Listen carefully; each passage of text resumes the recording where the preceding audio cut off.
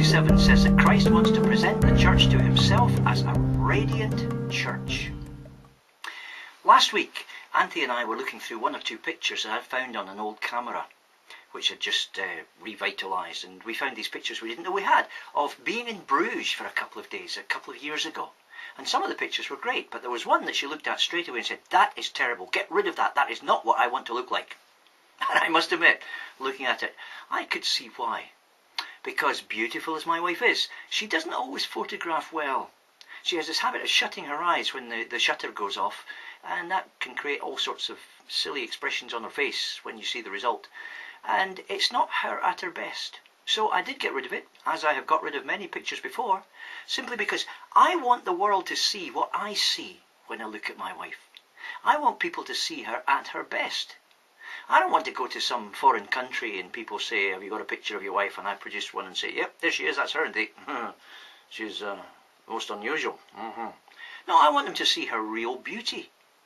And so I'm quite careful about the pictures I keep. And Christ is the same. He loves the church. He loved the church. He gave himself for the church. And he wants the whole of creation, the principalities and powers, the angelic beings, everybody that's around in the cosmos, to see what he sees in the church. And at the moment, they don't see too much, do they? You look at the church and what do you see? You see vast wealth squirreled away by unscrupulous dignitaries. You see evangelists making wild promises to extract money from people. You see people at war with one another, vicars that have fallen out with organists, and organists that have fallen out with choirs, and all sorts of people fighting. You see disputes and hostility about points of doctrine. You see Christians refusing to admit that they belong with other Christians. You see all kinds of things wrong with the church. You see it sometimes complicit with tyranny, with oppression and injustice, too cowardly to stand up and be counted when issues of right and freedom are involved. And you look at the church and you think, what on earth does God see in that? But Christ is at work in the church, as we saw yesterday, through the washing of water, through his word, trying to make it different to the point where it becomes radiant. What does radiant mean? It means that it shines out, that it looks absolutely beautiful. The word that's used literally means in glory. And that's what Christ wants. He wants us to be touched with his glory and radiate that. You know, sometimes at a wedding at Belmont, I've watched the bride walking down the aisle and thought, how beautiful she is.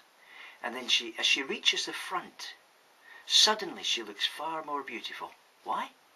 Because she catches a glimpse of her new husband's face and she just glows. And that's the thing, isn't it? The more you see Jesus, the more you fall in love with Jesus, the more you reflect his likeness, the more glorious you become. That's what God wants for his church, the fitting bride for the husband, his son. There's an old hymn that says, "The bride eyes not her garment, but her dear bridegroom's face. I will not gaze at glory, but on my King of grace.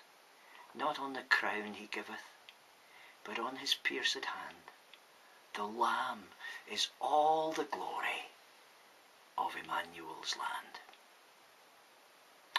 Have a good look at him today, and may you become that bit more glorious.